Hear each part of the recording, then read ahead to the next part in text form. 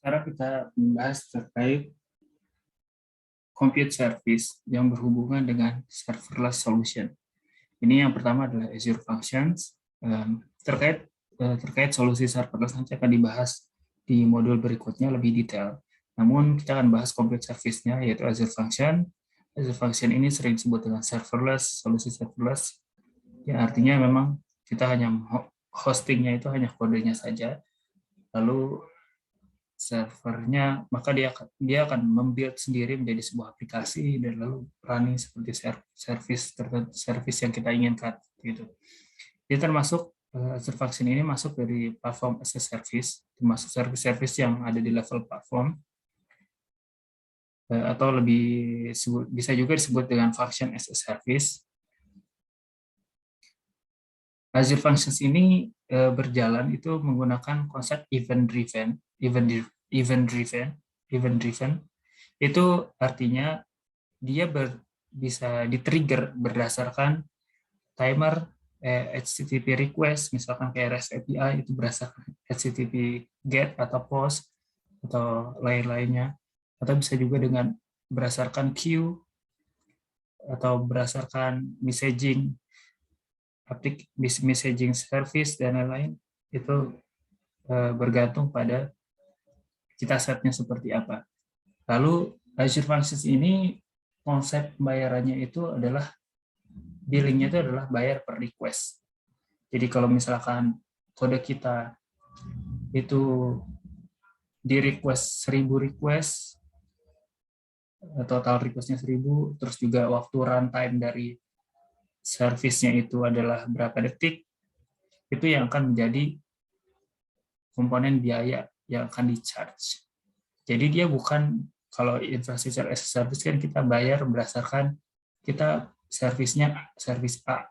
Kita bayar virtual machine itu meskipun virtual machine tersebut tidak digunakan.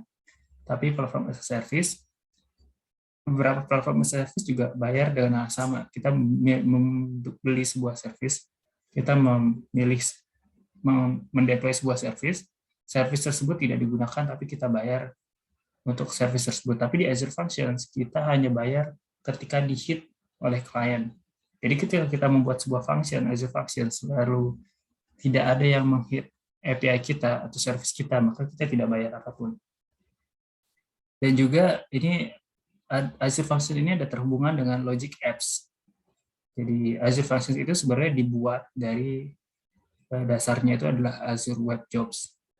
Yang tadi kita bahas di App Service ada Web Jobs, Azure Functions. Nah, Azure Functions itu dibuat lagi di atasnya Azure Functions itu ada namanya Azure Logic Apps. Jadi Azure Logic Apps itu ada dibuat di atasnya Azure Functions. Dia itu fungsinya untuk membuat workflow. Juga bisa juga untuk desain base drag and drop. Jadi kalau misalkan kita biasanya coding itu menggunakan kode, ini kita tinggal drag and drop, lalu kita buat statement percabangan if else. Misalkan status kondisi ini, kondisinya seperti apa, kalau misalkan yes, dia melakukan apa, kalau false, kalau true, melakukan apa, kalau salah, melakukan apa. Seperti itu. Penggunaannya yang jelas ya, serverless, jelas, bisa juga untuk microservice.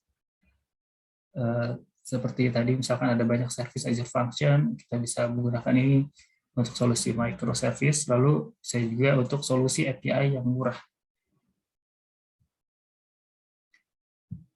Ini adalah perbandingan antara Azure Functions dan Logic Apps dalam bentuk tabel. Yang pertama dari sisi state-nya, Azure Functions itu bersifat stateless. Antara satu function dengan function lain itu tidak menyimpan state yang terjadi. Jadi kalau misalkan kita mengirim transaksi ke Azure Functions, antara Azure Functions itu state-nya tidak akan memiliki state yang sama. Yang diketahui oleh Azure Functions itu adalah dia menerima request dan dia langsung membalikan response. Udah, itu aja. Nggak ada hal lain yang membatasi terkait state dan lain-lain. Namun Logic Apps itu bersifat stateful. Karena dia kan tadi sebelum itu dia itu adalah workflow.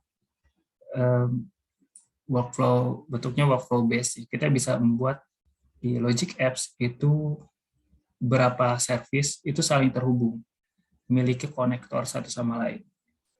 Meskipun di Azure Functions sendiri sebenarnya ada fitur untuk bisa jadi stateful, namanya durable functions.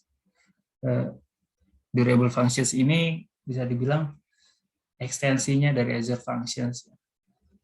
Jadi kita bisa buat functions itu berjalan seolah-olah serial satu sama lain, atau bisa juga dibentuk paralel, ada bentuk percabangan juga dan lain. Kita bisa buat seperti itu. Lalu dari sisi development, perbedaannya terlihat jelas bahwa kalau di Azure Functions dia itu adalah code first, di mana kita membuat kode, lalu nanti akan berjalan sebagai sebuah service. Sementara di Logic Apps itu adalah designer first. Yang kita lakukan adalah drag and drop, konektornya, lalu kita buat percabangannya, itu semuanya bentuknya seperti dalam hal desain, bentuk seperti desain yang tinggal di drag and drop saja. Lalu dari sisi connectivity, Azure Functions itu memiliki banyak built-in binding types dalam bentuk untuk membuat custom binding. Ya, jadi dia itu binding types-nya dalam bentuk kode, untuk programmatically. Tapi kalau di Logic Apps, bindingnya memiliki konektornya ada banyak, dan konektornya itu tinggal pasang, lalu ubah connection string-nya, dia kemana, dan kita langsung bisa menggunakan hal tersebut. Tanpa ada kode, lebih banyak kode di situ. Lalu dari sisi actions, setiap aktivitas di Azure Functions, lalu kita tulis kode untuk setiap fungsinya. Lalu dari sisi Logic Apps, kita access-nya itu udah banyak tersedia tempatnya, kita tinggal pakai. Lalu dari sisi monitoring, Azure Functions ada Application Insights. Kalau Logic Apps bisa menggunakan Azure Portal dan Log Analytics dan Azure Monitor.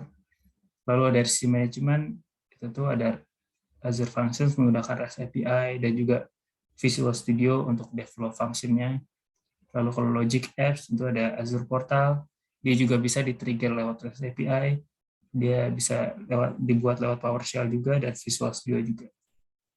Dari sisi execution konteks, Azure Functions itu bisa dijalankan secara lokal atau di cloud. Jadi ada build-nya. Ini secara lokal itu biasanya untuk development, kita bisa menjalankan di lokal. Tapi kalau Logic Apps itu hanya bisa berjalan di cloud. Nah, ini adalah fitur compute yang paling akhir, Azure Virtual Desktop. Ini bisa dibilang kayak desktop umumnya, Windows Desktop atau Linux Desktop. Intinya kita remote ke satu klien, di mana klien itu khusus untuk bisa dibilang sharing desktop. Ini bisa jadi benefitnya adalah personal desktop di cloud untuk remote access. Kita bisa dibilang kayak kita ingin kolaborasi data, kolaborasi antar file, lalu kita tidak punya laptop, kita ingin kolaborasi itu tetap dapat dilakukan, bukan tidak punya laptop, lebih tepatnya punya laptop tapi mungkin datanya tidak ada di laptop kita laptop pribadi, jadi kita bisa RDP atau SSH ke remote desktop tersebut, remote desktop ini, virtual desktop. Dan juga ada keutamaan kedua, itu ada experience based customization. Jadi kalau misalkan kita masuk ke desktop, virtual desktop ini, kita bisa membuat profil. Jadi setiap orang punya profilnya masing-masing. Ketika kita login, maka tampilannya akan menyesuaikan terhadap profil kita. Seperti itu. Dan juga dia mensupport multi-session per user.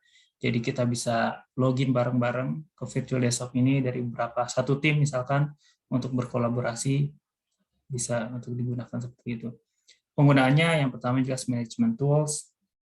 Kalau misalkan kita ingin monitoring service Azure, di sini juga bisa dilakukan. Lalu dari sisi collaboration space, yang kedua itu ya tadi misalkan ada satu tim ingin saling berkolaborasi, bisa juga menggunakan Azure Virtual Desktop karena dia otomatis akan sharing space, di mana banyak file-file kolaborasi yang bisa digunakan untuk bersama di Azure Virtual Desktop. Kita akan lanjut ke kuis 2.2.